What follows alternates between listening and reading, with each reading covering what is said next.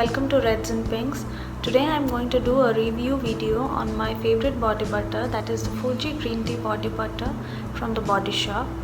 It comes in a package of 200 milliliter and retails for rupees 1095. But when I bought it, it was on a sale and there was a 30% discount going on, so I feel I got it for quite a great price. Now I'll show you how the body butter looks, and it looks like this. It comes in a box like this, and I'll open it and show how it.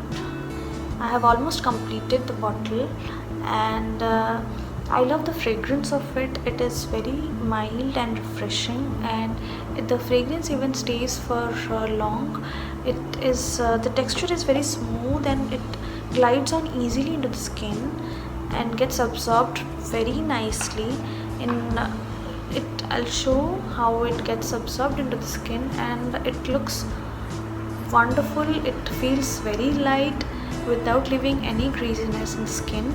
You can see there's no greasiness at all. It absorbs in minutes, in seconds rather.